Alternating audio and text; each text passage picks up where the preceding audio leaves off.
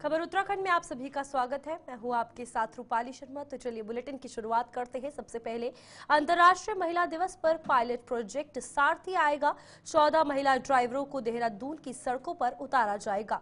तो आपको बता दें, यहां पर ड्राइवरों को देहरादून की सड़कों पर उतारा जाएगा, जो एक सप्ताह तक शहर की महिलाओं को मुफ्त सफर कराएंगे। फिलहाल महिला ड्राइवरों को परिवहन विभाग की ओर से ड्राइविंग का परीक्षण दिया जा रहा है। उसके बाद लाइसेंस के साथ रोजगार का अवसर दिया जाएगा। इस योजना की शुरुआत 2 ई टैक्सी, 2 ई ऑटो रिक्शा और 10 ई स्कूटी से हो रही है।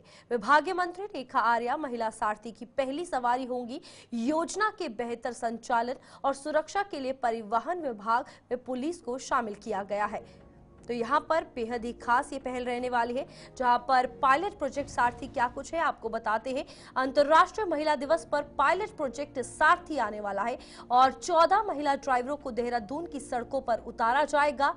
एक सप्ताह तक शहर की महिलाओं को मुफ्त सफर ये कराएंगी। महिला ड्राइवरों को परिवहन विभाग की ओर से प्रशिक्षण दिया गया है। उसके बाद लाइसेंस के साथ रोजगार का अवसर भी महिलाओं को दिया जाएगा। विभागीय मंत्री रेखा आर्या महिला सारथी की पहली सवारी होंगी।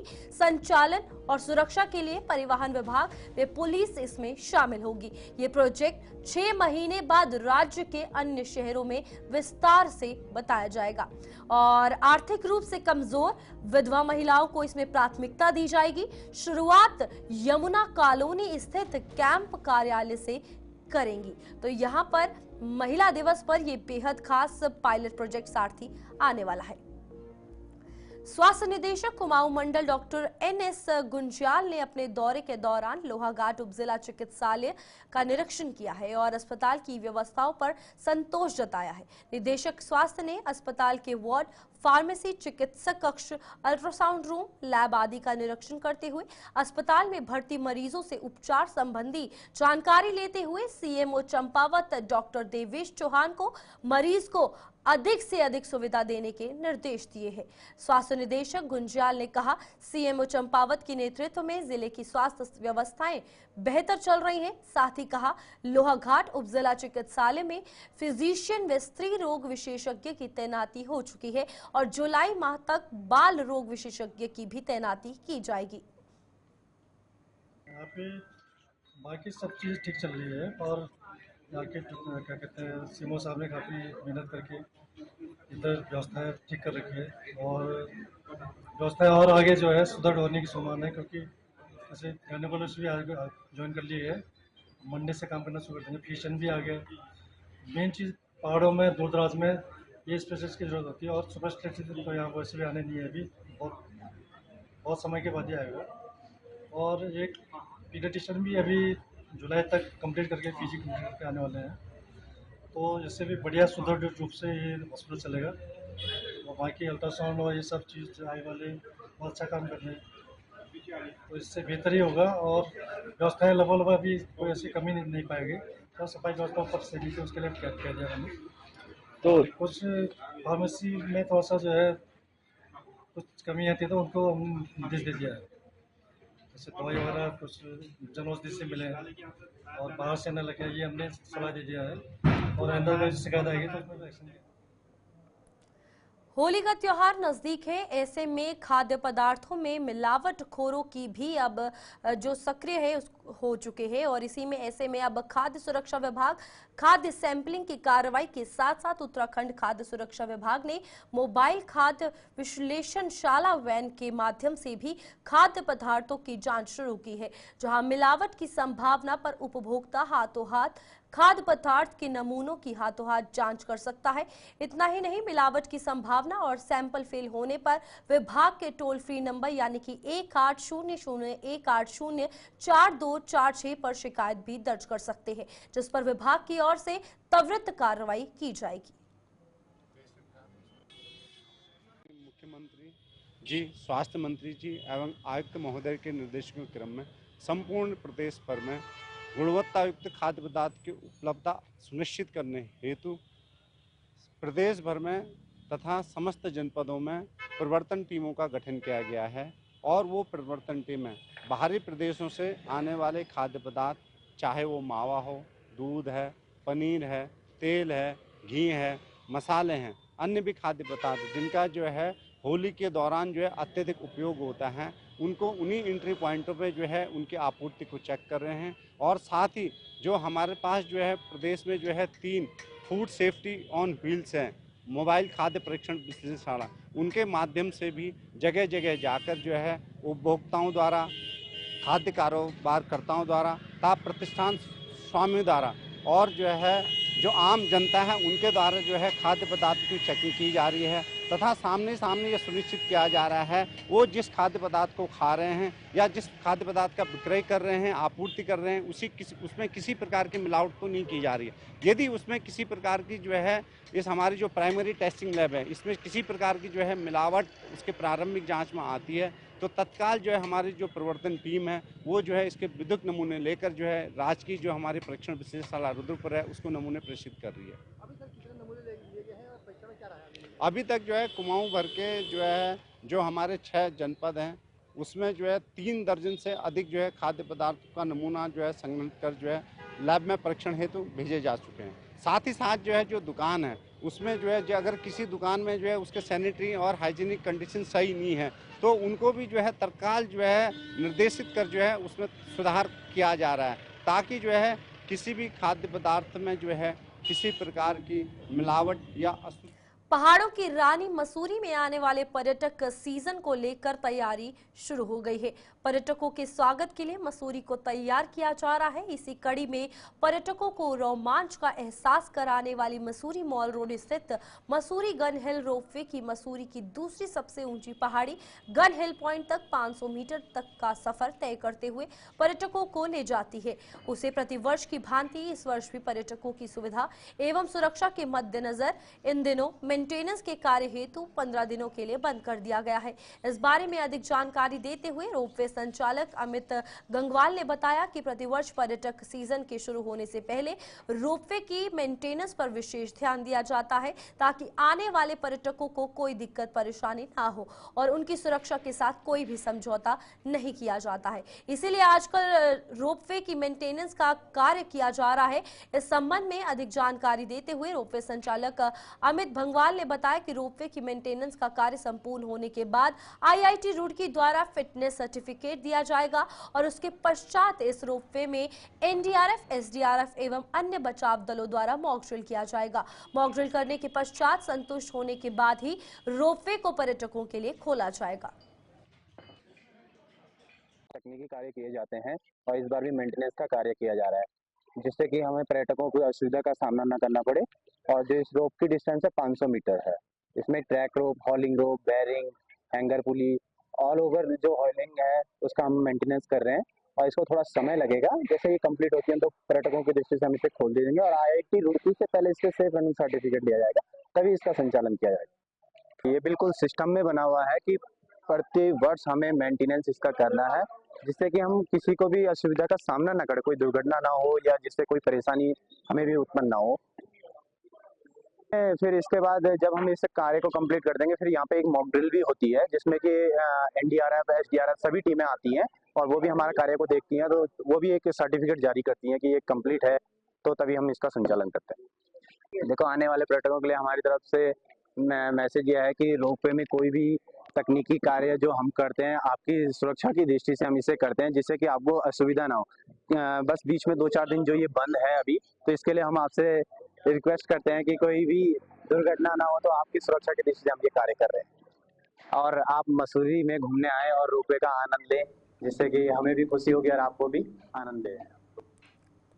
चमोली जिले के गोपेश्वर मुख्य बाजार और कलेक्ट्रेट में हर्षल में आयोजित शीतकालीन पर्यटन कार्यक्रम का लाइव प्रसारण किया गया जिसमें जिला स्तरीय अधिकारियों ने प्रतिभाग किया। इसके साथ ही गोपेश्वर मुख्य बाजार में लोगों ने भी इस प्रसारण को लाइव देखा।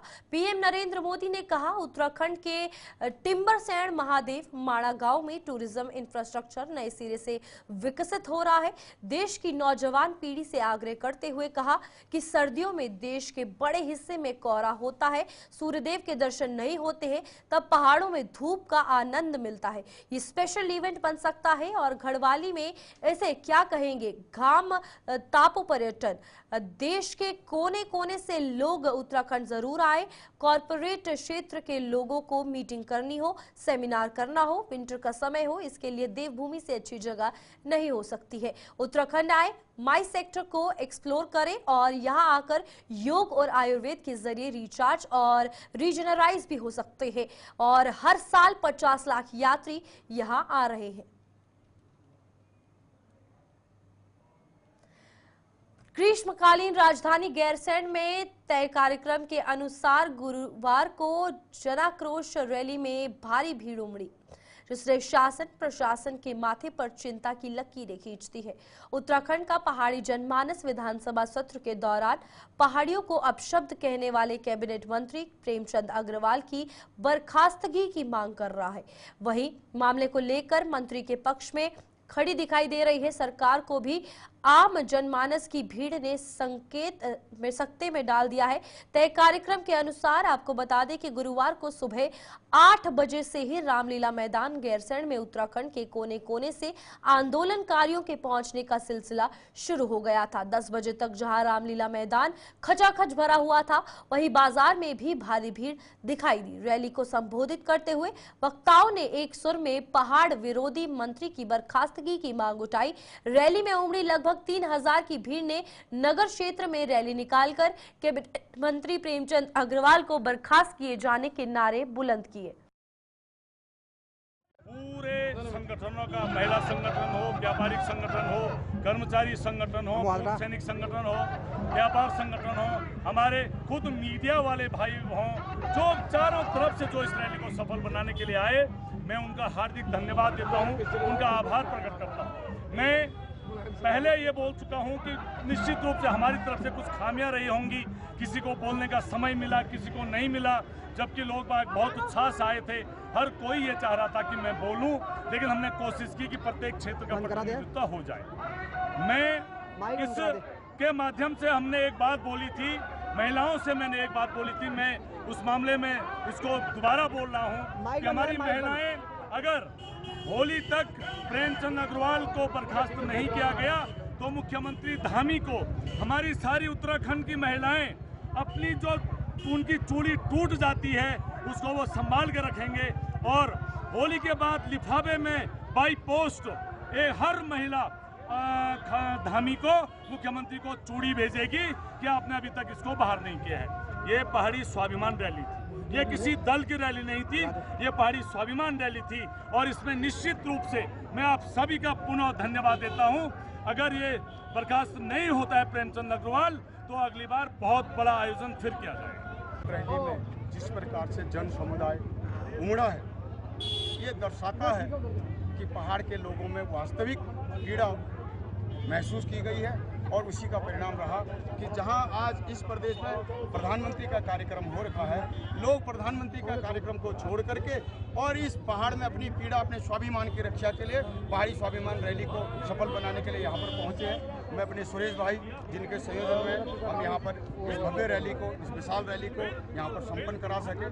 जिन जिन क्षेत्रों से, पूरे उत्तराखंड के पहाड़ी क्षेत्रों से पूरे हमारा पहाड़ी समुदाय यहाँ पर उमड़ के आता, उन सबका मैं आभार करता हूँ, धन्यवाद करता हूँ। मीडिया के साथियों का भरपूर सहयोग हमको प्राप्त हुआ, गैरसैंण नगर के क्षेत्र के लोगों का भरपूर सहयोग प्राप्त हुआ और हमारे कुमाऊं गढ़वाल की जो साझी विरासत है वो आज हमको यहाँ पर देखने को भी मिली। हमने देखा अपना पिछौड़ा पहनकर, रंगीला पिछौड़ा पहनकर भी यहाँ पर आई थी, मैं उनका भी धन्यवाद करता हूँ। और जो हमारे पूरे गढ़वाल मंडल के लोगों ने एक समुद्र की तरह यहाँ पर, नदी की तरह, समुद्र की तरफ बह के आए हैं, मैं उन सबका बहुत बहुत धन्यवाद करता हूँ। और आयोजक मंडल में जितने भी हमारे सब साथी थे उनका भी मैं बहुत बहुत धन्यवाद करता हूँ। आज में आप एक पहाड़ की एकता आप समझ सकते हैं कि अगर पहाड़ी अपने आप में अगर उतार हो जाए तो जब तक अपने मन की नहीं करता तब तक पहाड़ी झुकता नहीं है। पहाड़ टूटता जरूर है लेकिन झुकने वाला पहाड़ नहीं है। और जब तक प्रेमचंद अग्रवाल की बर्खास्तगी या प्रेमचंद अग्रवाल जी ने इस्तीफा नहीं दिया तब तक पहाड़ी चुप रहने वाला नहीं है। और आप समझ सकते हैं कि गैरसैंण से एक आवाज लगी ग्रीष्मकालीन राजधानी से तो सारे पहाड़ी, चाहे कुमाऊं से हो, चाहे गढ़वाल से हो, यहाँ तक कि ऋषिकेश में भी प्रेमचंद अग्रवाल की इतनी जो है बदनामी हो चुकी है कि ऋषिकेश के भी लोग यहाँ पे उमड़ के आए हुए थे। आप समझ सकते हैं कि प्रेमचंद अग्रवाल की वो गत होने वाली है कि उत्तराखंड से भी भाग सकता है उस प्रेमचंद अग्रवाल। तो अगर प्रेमचंद अग्रवाल की बर्खास्तगी नहीं होती, प्रेमचंद अग्रवाल इस्तीफा नहीं देते हैं, तो इससे भी बड़ा आयोजन होली के बाद होने वाला है। एक बार पुनः सभी साथियों का जितने लोग यहाँ पे उपस्थित हुए थे, माता बहनें, युवा साथी, हमारे पूर्व सैनिक संगठन बढ़ चढ़ करके यहाँ पे पहुंचे थे। एक बार पुनः सभी साथियों का बहुत बहुत हम धन्यवाद और आभार प्रकट करते हैं। देखिए, सड़कों पे तो गालियाँ दे ही रहे थे लोग, और अब विधानसभा के अंदर भी हमको गालियाँ पड़ रही हैं, जो लोकतंत्र का मंदिर है। इससे बड़ी दुर्भाग्यपूर्ण बात क्या हो सकती है? जिस राज्य के लिए यहाँ के लोगों ने अपनी शहादत दी हो, यहाँ की हमारी मातृशक्ति ने अपनी अस्मिता दांव पे लगाई हो, उस राज्य का ऐसा हाल हमने कभी कल्पना नहीं की थी। और आज आप देखिए कि एक बदतमीज कैबिनेट मंत्री, उसको मंत्री पद से हटाने के लिए लोग सड़कों पर हैं, लेकिन सरकार उसे संरक्षण दे रही है। एक ऐसे विधानसभा अध्यक्ष रितु खंडूरी, जिन्हें सदन की मर्यादा बनाए रखनी थी, लेकिन उन्होंने सदन की मर्यादाएं तार की, और सदन के अंदर जब पहाड़ के लोगों के बारे में आप सब कहेंगे तो उन्होंने चुप्पी साध ली, और जब इसके विरोध में विधायक खड़े हुए तो वहाँ पर हमें रितु खंडूरी का आचरण देखा। तो आप समझ सकते हैं, चाहे रितु खंडूरी हो, चाहे महेंद्र भट्ट हो, चाहे सुबोध उनियाल हो, इनका चरित्र भी एक तरह से प्रेमचंद अग्रवाल जैसा ही है। बागेश्वर पहुंचे यूकेडी के प्रदेश अध्यक्ष पूरण सिंह कठैत ने एक पत्रकार वार्ता की है। उन्होंने कहा कि कैबिनेट मंत्री प्रेमचंद अग्रवाल ने पहाड़ियों के लिए अभद्र भाषा का प्रयोग किया है और जिसकी वे घोर निंदा करते हैं। उन्होंने कैबिनेट मंत्री प्रेमचंद अग्रवाल और विधानसभा अध्यक्ष रितु खंडूरी की इस्तीफे की मांग की है। उन्होंने कहा, जिनके द्वारा पहाड़ियों को गाली दी जा रही है उनको विधानसभा में रहने का कोई अधिकार नहीं है। कहा, यूकेडी 10 मार्च को अपने क्षेत्रीय विधायक के घर घर जाकर उनसे सवाल करेंगी कि कैबिनेट मंत्री प्रेमचंद अग्रवाल द्वारा पहाड़ियों को गाली दिए जाने पर भी सदन में विधायक चुप क्यों रहे और वो चुप क्यों है। बिल्कुल बात मामला गाली से लेके इनकी हिम्मत कैसे हुई गाली देने की पहले पहाड़ियों को, और इतने 42 से ज्यादा शहादतों के बाद और शारीरिक और मानसिक शोषण न जाने कितने लोगों का हुआ इस आंदोलन में, कितने लोगों ने इसके लिए अपनी नौकरियां छोड़ दी और नौकरियां छोड़ करके बिल्कुल इस आंदोलन में कूद पड़े। इतनी शहादतों के बाद, इतनी मेहनत के बाद ये राज्य मिला, शायद भारत में कहीं नहीं मिला हुआ इतनी मेहनत के बाद ये राज्य। और हमारी भावना थी, हमारे उत्तर प्रदेश से कोई लड़ाई तो नहीं, भावना थी कि हमारा पहाड़ी प्रदेश, हमारा जल जंगल जमीन हमारे काम आए और हमारी समृद्धि में काम आए, हमारे बच्चों की समृद्धि में काम आए। और इतना हमारे प्रदेश में रहते हुए लोग, हमने तो गले लगाया ना इनको, चाहे कोई बनिया हो, दूसरा हो, तीसरा हो, कुछ भी पहाड़ियों ने कभी किसी के साथ भेदभाव की दृष्टिकोण नहीं अपनाया। यहाँ से सबको आपने गले लगाया, सब यहाँ व्यापार कर रहे हैं, अच्छे कर रहे हैं, कोई नेता भी बनेंगे, वो भी बनेंगे। वहाँ पे रह रिस्क से तुमने व्यापार किसके साथ करा? पहाड़ियों के साथ तो करवा से व्यापार किससे? तुम्हारे अपने पिताजी से पूछो, दादाजी से पूछो, परदादा से पूछो, तुमने किसके साथ करा? पहाड़ियों के साथ तो करा। और आप खुले मन से, वो भी विधानसभा जैसी जगह से आप पहाड़ियों को गाली दे रहे, तो बीजेपी का अहम चौथे आसमान में पहुंच गया है। और आप पहाड़ियों को ये समझना होगा कि इनका अहम चकनाचूर करना पड़ेगा। इनके मंत्री को तो पहले तुरंत हटाइए, लेकिन वैसे भी इनकी मानसिकता समझ लीजिए आप, मैंने कि बीजेपी की मानसिकता की, अपनी बीजेपी की मानसिकता बता रहे हैं लोग। तो तमाम लोकल जनता से मेरा अनुरोध है, बागेश्वर के अपने विधायक से जरूर प्रश्न पूछिए, बागेश्वर जिले के तमाम लोग कि अपने विधायकों। खानपुर विधायक उमेश शर्मा को दी गई Y+ सुरक्षा, एस्कॉर्ट व अन्य सुरक्षा को लेकर जनसंघर्ष मोर्चा के कार्यकर्ताओं ने मोर्चा अध्यक्ष रघुनाथ सिंह नेगी के नेतृत्व में तहसील का घेराव किया है। इस दौरान रघुनाथ सिंह नेगी ने राज्यपाल को संबोधित ज्ञापन तहसीलदार विकासनगर विवेक राजौरी के माध्यम से सौंपा। इस अवसर पर जनसंघर्ष मोर्चा के अध्यक्ष ने कहा कि इससे बड़ा प्रदेश का दुर्भाग्य क्या होगा कि एक यौन शोषण, ब्लैकमेलिंग, जालसाजी, जबरन भूमि कब्जाने वाले मामलों में लगभग 30 मुकदमे दर्ज हो चुके हैं। विधायक उमेश कुमार को Y+ श्रेणी सुरक्षा के साथ साथ एस्कॉर्ट एवं हरिद्वार पुलिस द्वारा 2 गनर, देहरादून एवं हरिद्वार आवास पर सुरक्षा गार्ड इत्यादि की सुरक्षा प्रदान की जा रही है। उन्होंने कहा कि निश्चित तौर पर इस प्रदेश को गर्त में धकेलने जैसा ये कार्य है। सरकार के प्रति की सरकार एक ऐसे विधायक को, उमेश कुमार खानपुर से जो विधायक है, जिसके खिलाफ 30 मुकदमे संगीन अपराधों में दर्ज हो चुके हैं और उनमें से 20 मुकदमे ऐसे हैं जो कि जमीन हत्याना, फर्जीवाड़ा करना, जालसाजी, यौन शोषण और न जाने क्या क्या मुकदमे दर्ज हैं। ऐसे व्यक्ति को धामी सरकार द्वारा Y+ श्रेणी की सुरक्षा, एस्कॉर्ट की सुविधा, देहरादून आवास पे, हरिद्वार आवास पे सुरक्षा, तमाम और भी सुरक्षाकर्मी जो शासकीय व्यय कर दिए गए हैं, निश्चित तौर पे इस प्रदेश की जनता को लुटवाने के लिए शायद दिए गए हैं, लोगों की जमीन कब्जाने के लिए दिए हैं, लोगों को आतंकित करने के लिए सरकार द्वारा दिए गए, जो कि बहुत दुर्भाग्यपूर्ण है। हमारा कहना है सरकार को आखिर क्या हो गया, क्यों सरकार मानसिक रूप से दिवालिया हो गई है कि ऐसे विधायक का संरक्षण करिए। हमें तो ये लगता है कहीं ना कहीं धामी सरकार का स्टिंग विधायक द्वारा किया गया या धामी सरकार को गठन करने में इनके द्वारा कोई मदद की गई है, जिसका एहसान सरकार उतार रही है। अरे आप मंत्रियों पे तो इतनी सुरक्षा नहीं है, आज एक विधायक को आप इतने बड़ा तामझाम दे रहे हैं, सरकारी खर्चे पे इस प्रदेश पे डाका डाला। विकासनगर नगर पालिका सभागार में आज बोर्ड की पहली बैठक हुई, जिसमें की गई कई अहम विषयों पर चर्चा हुई। बोर्ड की बैठक में नवनियुक्त अध्यक्ष धीरज बॉबी नोटियाल और 11 वार्डों के सभी सभासद मौजूद रहे। सभी वार्डों के सभासदों ने अपने वार्डों से जुड़ी समस्याओं के बारे में चेयरमैन को अवगत कराया और समस्या के निराकरण के बारे में वार्ता की। बोर्ड की बैठक में कई विभागों के अधिकारी भी मौजूद रहे, जिनमें जल संस्थान, उत्तराखंड पावर कॉर्पोरेशन लिमिटेड और सिंचाई विभाग के अधिकारी मौजूद रहे। इस मौके पर विकासनगर विधायक मुन्ना सिंह चौहान भी मौजूद रहे। सभी सभासदों ने अपने वार्डों में साफ सफाई से संबंधित और आवारा कुत्तों, बंदरों से संबंधित समस्याएं इस बोर्ड की बैठक में रखी। आज हमारी जो बोर्ड की प्रथम बैठक थी और आज हमने वित्तीय वर्ष 2025-26 का आय और व्यय का ब्यौरा भी पेश किया सदन में। हमने बजट को बहुत अच्छा बनाया है और जो हमारे आज प्रस्ताव हुए हैं वो बहुत महत्वपूर्ण प्रस्ताव हुए हैं। पहली बात तो ये है कि यह नगर पालिका पिछले 10 साल से श्रेणी C में थी। इसको किसी भी व्यक्ति ने श्रेणी B और A में लाने का प्रयास नहीं किया, जबकि मानक पूरा करती थी। आज हमारी नगर पालिका की अपनी आय 1 करोड़ से ऊपर है, जो कि श्रेणी A में आ सकती है, जिससे हमको हमारे नगर पालिका का राजस्व भी हमको ज़्यादा मिलेगा। और दूसरी चीज़ है कि हमारे नगर पालिका में कर्मचारियों की जो कमी है वो भी पूरी हो। और चलिए अभी के लिए बुलेटिन में इतना ही। खबरों का सिलसिला आगे भी जारी रहेगा। आप देखते रहिए गुलिस्तान न्यूज़।